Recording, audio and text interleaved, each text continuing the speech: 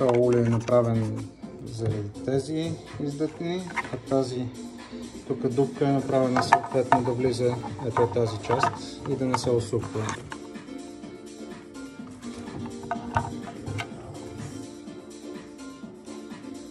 Направили сме и дупки, ако влезе вода, нали, да се изтича. Ето и стойката вече монтирана, заедно с кутийката за примамки към нея. Значи това е супер удобно, понеже всеки, особено в каяка като си, нали, като сменяш редовно, имаш няколко въдици отляво, отдясно, нали, сменяш различни примамки, но когато са във водата пречат, аз имам няколко случаи да ми се оплитат, включително и с извадена риба. И това е перфектното място, където може да се съхраняват. Отделно, който ходи на чепарет в нашото море, нали, за сафриди, чернокопи, също, нали, като се мести, уловото се увива тук около дръжката, правят се някакви гимнастики, които или увреждат лидера, или пък най-малкото не са удобни.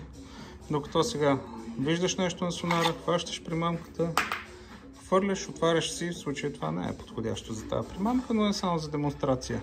Също нещо и с чепарето. Слагаш си уловото, особено пък при тай ръбъра, там са меки върховете и съответно всеки знае какви макарони са въдиците за тай ръбър и се огъват, всичко остава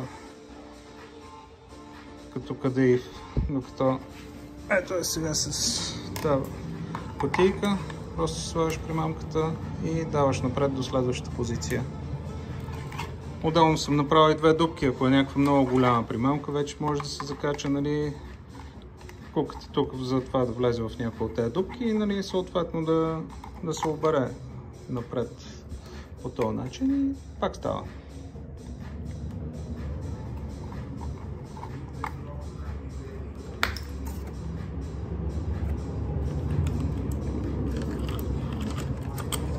Другата ни екстра.